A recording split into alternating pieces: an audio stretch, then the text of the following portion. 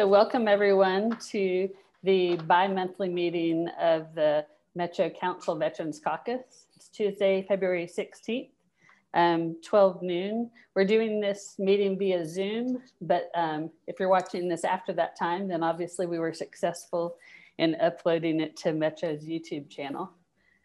So I'm just going to call the meeting to order and let you know a little bit about the schedule. We've gone ahead and put the items on the calendar for the rest of the year. So every 2 months, the third Tuesday of the month at noon. Hopefully soon we'll be able to meet in person, but we're still meeting virtually now. And straight up at the top of the agenda is the item that we're all very excited about, and that's the new additions to the Veterans Services Office. Lisa, would you like to take the mic? Yes, ma'am. Can you hear me? Yes. Perfect. Okay, so thank you very much. I will introduce my two new VSOs. Jay Brewer is a former Marine, former VA, and I have stolen him from the VA, and he's now going to be assisting Davidson County veterans. And Damian Barron, former Army, former police officer in Arizona, and also at one time a guard at the Tomb of the Unknown Soldier. So they are now my two new VSOs, and we're just waiting on accreditations and things of that nature, but I will turn it over to them. Good afternoon. Thank you all so much, and very nice to meet you, even online. So do you want to tell us? Yeah, go ahead. What would you like to know? And what you've been doing so far in your role, what you hope to accomplish? Absolutely. You know, I think the most intimidating part was the week-long accreditation course that we took through the state. And now as we're waiting for the final go-ahead from VA and all of our other things to go through, scheduled and a bunch of virtual trainings and then shadowings. Following, well, I had a bunch scheduled this week, like Williamson County, the VSO from Williamson County, which we've pushed back to next week. So we're doing more virtual training this week until the weather lets up and lets us actually get out there and do some proper shadowing. Very exciting. I've had, my career has been service oriented, whether it was in the Army or with the police department. So being able to extend that to another second career excites me. And helping the vets in Davidson County is just something that I really look forward to. So thank you everyone for the opportunity. I'm very excited. Well, welcome. We're glad to have you. Thank you. Good afternoon. As Lisa said, my name is Jay. I'm very excited to be here to work for Davidson County and the veterans. And I am very passionate about assisting veterans. When I got out of the Marine Corps, I didn't know what to do at the VA, so I had some help, and I found it very useful, but I was still kind of lost. But then I ended up working for the VA, processing the claims. I got that very good background and understanding of how the claims process works and so forth. But then I got married, and I was in Louisville originally. Now I moved down here with my new wife, who works on Fort Campbell. And I worked at the call center in Nashville at the regional office for about the last year and a half or so. And I just really didn't care for the call center, but I was still very passionate about assisting veterans and so forth. So when I saw the VSO position open up and so forth, I applied for it, and very happy I was selected. And I am very eager and excited to be working with the veterans here in Davidson County. Anybody have any questions for me? I know Lisa's very glad to have both of you on board to help lighten the load. John, do you have any questions? Yeah, I don't have any questions, but I would just like to say that this is just so exciting to see these two guys come on board and to see you know, this come to fruition, if you will, in terms of growing that office. You know, we want to see the office do so much more, but they needed the resources to do that.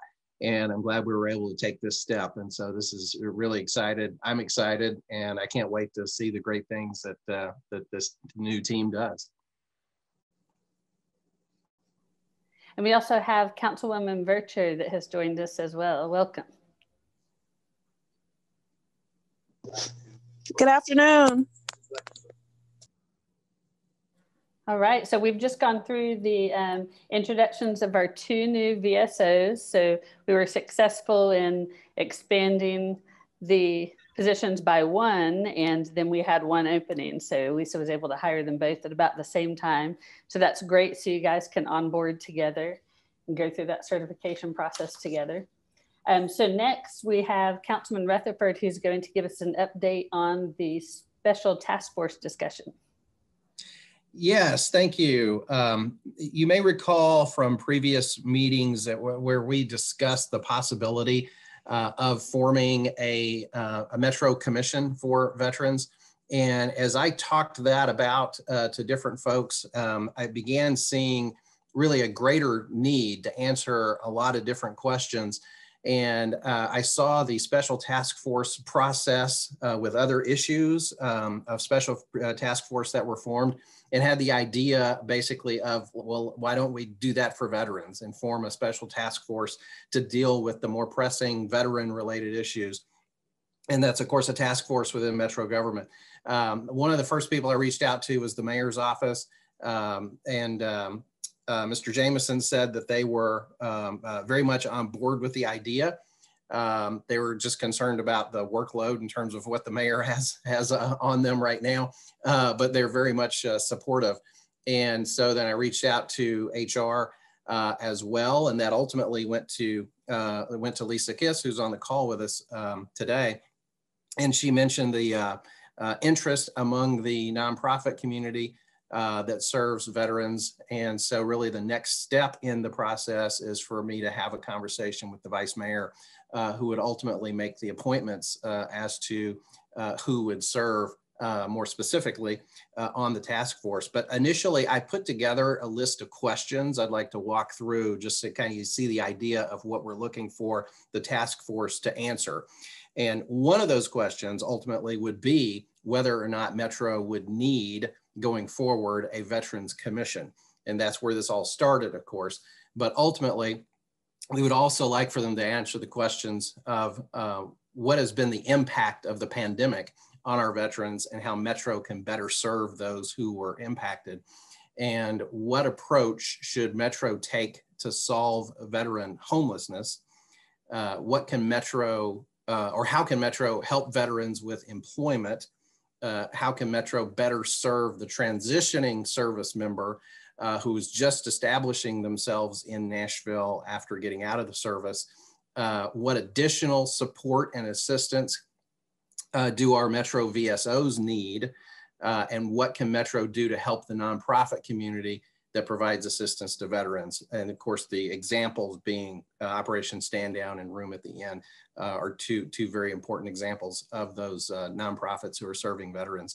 And of course, the ultimate question, do we need a Veterans Commission within Metro government going forward? That's the questions I came up with to get to what would be tasked to a Veterans Task Force to answer. And so the next step is really, the formation process. And so that'll take a conversation that I intend to have shortly after tonight's meeting with the Vice Mayor. Any thoughts or questions? I'm happy to certainly entertain them. Yeah, I would be interested in getting feedback from your meeting with the Vice Mayor. Okay, I certainly will get that around once I've had that conversation with him. But that's where it stands now in terms of who I've talked with, and everything's positive thus far. And so I can see this forming at some point in the near future. Yes, sir. This is Lisa Kiss. I would also suggest, I don't know when exactly, but I would also suggest that you have a conversation with Eden and John Crenson at Operation Stand Down. They had quite a few suggestions about what this council might look like or what this commission might look like. And that's when I had a conversation with them.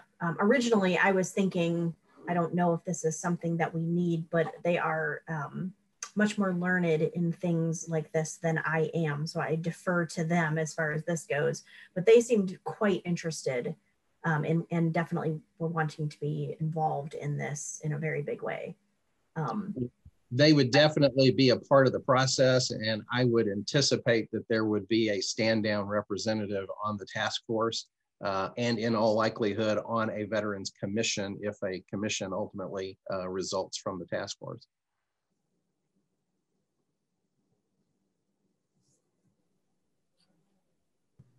Hi, this is Eden. Thanks, Councilman Rutherford. I did talk to Lisa, and if you want to reach out after or whatever you need, just let us know. I can set up a call with John, but appreciate your kind words about us. Oh, thank you. I appreciate it. And thanks for being here today too. No problem. Yes, thank you, Eden. And speaking of kind words about you, we have David Owen on the line today, who's interested in building some transitional and permanent affordable housing, perhaps in my district, but because he wanted to focus on housing for veterans, and because he had worked alongside or in coordination with Operation Stand Down, I wanted to bring him on this call so we could all hear what his ideas and plans are and get some feedback from there. So with that, I'll turn it over to you, David. How are you doing today? David is retired Tennessee Army National Guard. It looks like he's unmuted, but we can't hear him yet.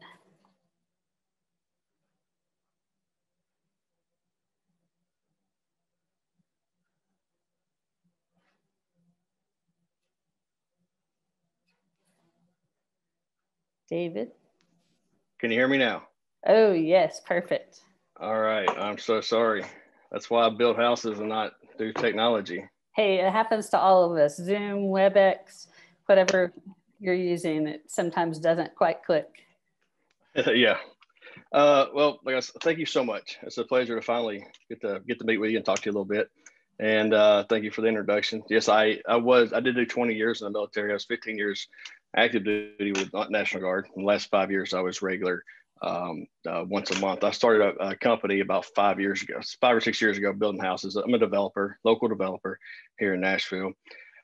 So obviously getting that business up and going and being part of the military is obviously passionate, near and dear to my heart.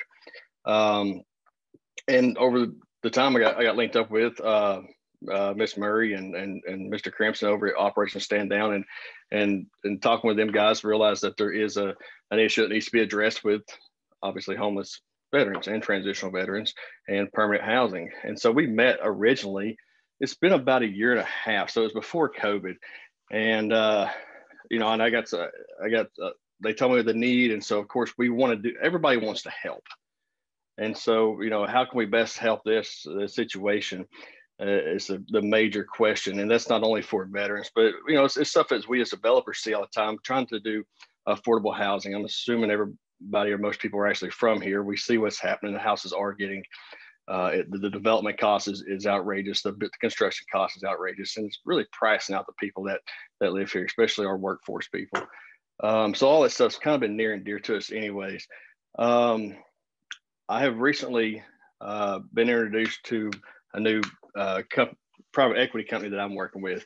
And these guys, actually, one of them is here locally. He lives in Brentwood, and he's a veteran himself. And they have a piece of property out here in Madison off Larkin Springs Road over by TriStar. And they've owned this piece of property for a while. The biggest problem that we have is trying to find a property right now, because we're in a hot market. Everything is gold. That's what everybody thinks, obviously. And so it's trying to find the property at the right value to make something work. I think everybody wants to make it work, but it's just, and there's great programs. You got the Barnes Fund. There's stuff out there, but there's still a lot of cost. I think we have an opportunity here. And after speaking with Justin at Riser Capital and letting him know our vision, and actually took him with me to meet with Miss Murray and Mr. Crimson last week, and let him hear it from the guys Operation Stand Down, what the need is. He's completely on board.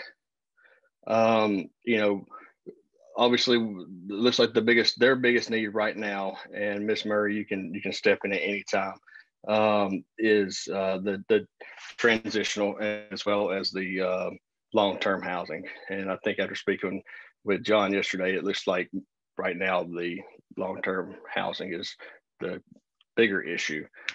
I think we have an opportunity and a place to do that we may be able to afford to do this. And I say that not just veteran housing. We want this to be a big part of it because this is near to us, but also regular workforce housing, something that we can, yeah, another big need that we have. It's in a great location. There's amenities around there. The biggest thing is we're able to get the land at the right cost to possibly do a good project. What we need is support to make sure that we're not spinning our wheels and we can get something going. And how would you focus on veterans and housing? How would you kind of tie yourself down to that? Would there be a certain percentage of your housing that would be for veterans, or would it be a certain location at that address? At least, yes, ma'am. We would give it a certain percentage, and we can put all this in the bylaws as well for going forward. I know that there's you got the I'm so sorry, forgive me, the HUD Voucher Program and stuff like that. So, and I know there's a lot of programs that I'm not as familiar with as Miss Murray and Mr. Crimson. They were explaining to me, and the more we get involved in this, the more obviously we'll know what programs are out there. But absolutely, we would definitely dedicate whatever percent or a certain percent towards just the veterans. That's what I'd like to see happen. And is that something you would do just, just by your word, or is that something that is something we could legally tie you down to with a, SP or something? If you know, let me know. Otherwise, I can look into it further with the planning. Absolutely. Absolutely. No, real estate jargon. Absolutely. No, we would absolutely if it's put in the bylaws. That's what I was thinking, or maybe through the SP. Absolutely, because if but yes, I understand the concern and absolutely. So do you mean within the bylaws of like an HOA? Yes, ma'am. And Eden, with the new housing that we've opened up next to Operation Stand Down, did that have a similar component, or is it just for veterans? Yes, so a little bit different than what David's talking about. So Curve Victory Hall is run and operated by Metro Department of Housing Authority, and it is totally, because of the funding that went into building it, it is pretty much out of the 39 units, I believe 37 of them have to be HUD Vash.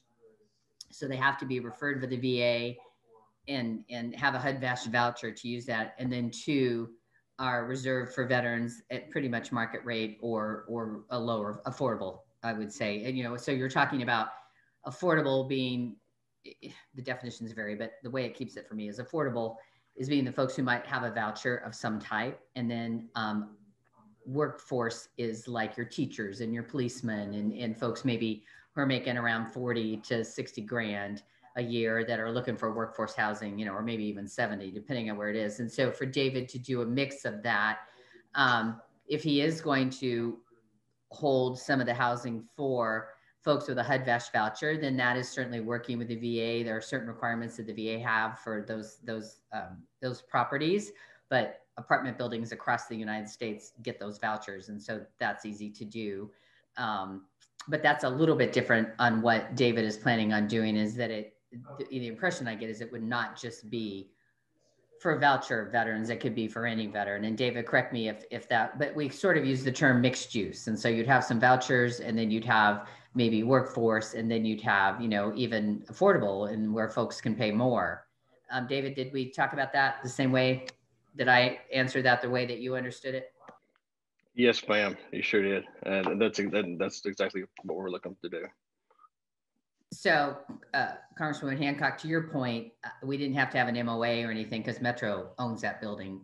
Own is but basically they do. So it would be different on how you would make sure, but on how he advertises. And again, for what the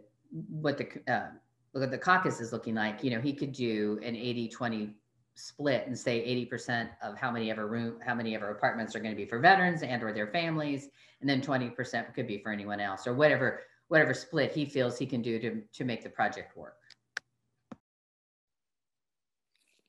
Fantastic, thank you. I'm learning more every day. So Councilman Rutherford or Councilwoman Voucher, did you have any questions about this possibility or any comments? I do not. Thank you so much. Me neither. It all sounds great. Thank you. Okay, super. Well, I really do appreciate you coming on the call, David. This is a good opportunity for me to showcase a little bit of what could happen in Madison, and I'd like to continue working with you and with Eden to try to make this a viable project that we can get through. And I'd be glad to also, include you on a community meeting here in the district, maybe next month in March, so that we could talk about it and garner some ground support so that everybody's ready when it comes to fruition. I'll just say one more thing. I think Ellington Properties does this already over by us. John mentioned that. And so they may have a model. And David, he mentioned that to you, that Ellington Properties, I think, has mixed use right now over on the corner. And we can get with him, and they may have the model, and here's an MOU, or here's the bylaws, or here's the housing thingy. They may have something we can just go and copy. I'm all about taking great ideas and just recreate and not recreating and reusing them. So there you go. Same. Why reinvent the wheel? Thank you. That's a great idea. David, did you have anything else you'd like to share? I think that's it. I just wanted to say thank you so much again. And like I said, it's a pleasure to finally get to see you face to face, and everybody else. Thank you so much. I think this is a great organization here, and look forward to doing something in the future. Yeah, absolutely. And I'd like to, as always, thank you for your service. Yes, ma'am. Thank you. Okay, and so next on the agenda, we have new business. I have one item of new business I'd like to bring up, and that's that we have a vote tonight on the Community Oversight Board, the COB, and out of all the applicants, which I think there are 12 or 13 applicants, we have one person, retired Colonel Joe Brown, that has applied, one person that's a veteran. And so we have him on the call with us today. And Joe, would you like to say a few words? I'll keep it at a few words. My 17-year-old beagle's wandering around in the background, but no, I had 6 years active duty and another 24 reserves, so retired several years ago. But one thing, just keep in mind, the excuse me, Nashville Bar Association has a veterans committee that tries to work with veterans, and it might be worth kind of including the chair of that committee on your conversation, because they do work with Stand Down and trying to provide assistance for veterans. And I can send you the link to connect with that committee. But no, I've retired as a magistrate judge after 22 years and a lot of other government service with the U.S. Attorney's Office. And I'm interested in the board. I've got a lot of experience with both law enforcement and mediation, and trying to, get parties with different views to come to a common conclusion in mediation. And I think I have the time and the experience to do a good job on the board. I know I've talked to several of the councilmen, and hopefully we'll have support for a vote for me tonight. Be glad to answer any questions if anybody has any. Yeah, thank you. I really appreciate you coming on the call, and I'd like to thank you for your service as well. Does anyone have any questions for retired Colonel Joe Brown?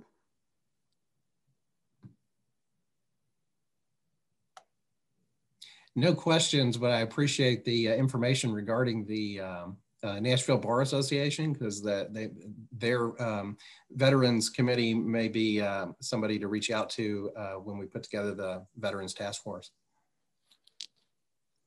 Great idea. I think they would be most interested in giving them some input. Thank you for that. All right, does anyone else have any business to add to the agenda? All right, as usual, it's short and sweet, but our next meeting would be Tuesday, April 20th at noon. And we should know, by the beginning of April, if that meeting would be able to be in person or if we'll still be remote at this time. But so stay tuned, and thank you very much, all of you, for your time.